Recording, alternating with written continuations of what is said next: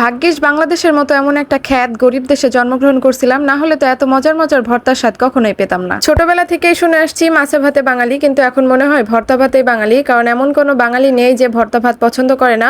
So hello everyone, আসসালামু আলাইকুম। সবাই কেমন আছেন? আলহামদুলিল্লাহ আমরা ভালো।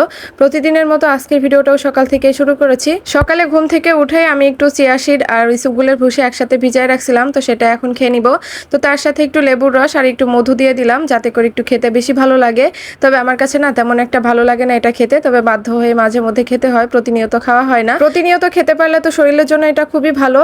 তো যাই হোক, এখন এই তো সকালে নাস্তা করে নিব। এখানে আমি আর আমার মেয়ে একসাথে নাস্তা করে নিতেছি। অনেকগুলো ধোয়া কাপড় জমা হয়েছিল, ভাঁজ করা হয়নি, ওই যে রোদ ছিল না, একটু একটু করে শুকাইতে হইতেছিল। রুমের মধ্যে রশি টাঙিয়ে তারপরে মেয়ের কাপড় চোপড়গুলো শুকাইছিলাম, মানে যেগুলো ছোট ছোট কাপড় চোপড়, তো সেইগুলোই হচ্ছে এখন একটু ভাঁজ করে নিব। আজকে দুপুরে কোনো রান্না বান্না নেই, গতকালকে যে রান্না করেছিলাম তো সেটাই আছে, ওইটা দিয়ে আমি দুপুরে খেয়ে নিব। সাথে একটু বেগুন ভর্তা বানাবো, আমার প্রচুর পরিমাণে বেগুন ভর্তা খাইতে ইচ্ছা করতেছিল। মানে ভর্তা এমন একটা জিনিস না, মাঝে মধ্যে না খাইলে না মনে হয় যেন কি একটা খাইনি। বেগুনটা যেহেতু একটু ভেজে ভর্তা বানাবো, সেজন্য একটু চাকচাক করে কেটে নিতেছিলাম, আর ছুরি দিয়ে কাটতে এসে মনে হইতেছিল বেগুনের সাথে আমি যুদ্ধ করতেছি, যদিও ছুরি দিয়ে কাটতে পারি না। তবে মাঝে মধ্যে একটু ট্রাই করি, আসলে সবকিছুই শিখে রাখা ভালো, কখন যে কি দরকার হয় বলা তো যায় না। তো এখানে লবণ, হলুদের গুঁড়া, ধনিয়া গুঁড়া সবকিছু দিয়ে তারপর আমি ভেজে নেব। আর বেগুনটা ভাজতে দিয়ে তারপর আমার মেয়েকে গোসল করাতে গেছিলাম, এসে দেখি মানে একদম পোড়া পোড়া হয়ে গেছে, মানে বেগুনের কালা ভুনা। তো ব্যাপার নাই, এভাবে পোড়া পোড়া বেগুনের ভর্তা খাইতেও কিন্তু অনেক বেশি ভালো লাগে, একটা পোড়া পোড়া স্মেল থাকে, বেশ ভালো লাগে খাইতে। তো বেগুনটা উঠিয়ে রেখে এখন এই তো শুকনা মরিচগুলো ভেজে নেব, কয়েকটা রসুনের কোয়া দিলে আরো বেশি ভালো লাগতো।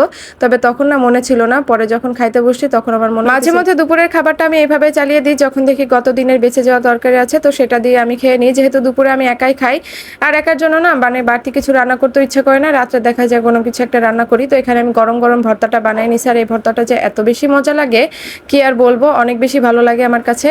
তো যাই হোক, দুপুরে তো এটা দিয়ে খেয়ে নিয়েছিলাম, এখন রাতের জন্য তো কিছু একটা রান্না বান্না করতে হবে। তো মনে হলো যে আজকে একটু বোয়া ভাত রান্না করি, অনেকদিন হয়েছে এটা রান্না করা হয় না। বিয়ের আগে তো বোয়া ভাত কাকে বলে এটা আমি কখনো নামই শুনি নাই, বিয়ের পরে আমার খালা শাশুড়ির হাত থেকে প্রথমবার এই রান্নাটা খেয়েছিলাম, তারপর থেকে মানে এখনো মুখে লেগে আছে, কয়দিন পর পরই এটা খাইতে ইচ্ছা করে। যেহেতু এটার সাথে মজার মজার ভর্তা থাকে, আর যেখানে ভর্তা আছে সেখানে আমি থাকবো না তা তো হয় না।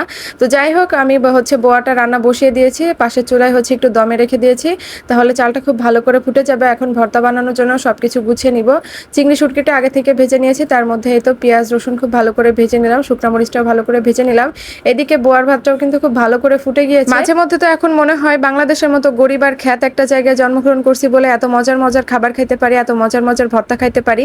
আর যদি বেশি বড়লোক জায়গায় জন্মগ্রহণ করতাম তাহলে তো সিদ্ধ পাতা খাইতে হতো। যাই হোক, এই কথাটা কেন বললাম হয়তো অনেকেই বুঝতে পারবেন। আর ছোটবেলায় তো শুনতাম মাছে ভাতে বাঙালি, এখন বড় হয়ে মনে হয় ভর্তা ভাতে বাঙালি, কারণ এমন কোনো বাঙালি নেই যে সে ভর্তা ভাত পছন্দ করে না। কিন্তু অনেক বাঙালি আছে দেখবেন মাছ খায় না, কিন্তু ভর্তা ভাত কিন্তু তাদের অনেক বেশি পছন্দ, কারণ ভর্তা ভাতই একমাত্র খাবার যেটা দিয়ে পেট পুরে মন শান্তি করে করা ভাত খাওয়া যায়। যাই হোক, এদিকে আপনাদের সাথে কথা বলতে বলতে কিন্তু আমার চিংড়ি শুটকির ভর্তাটাও হয়ে গিয়েছে, লাস্টে একটু সরিষার তেল দিয়ে মেখে তারপরে রেখে দিব।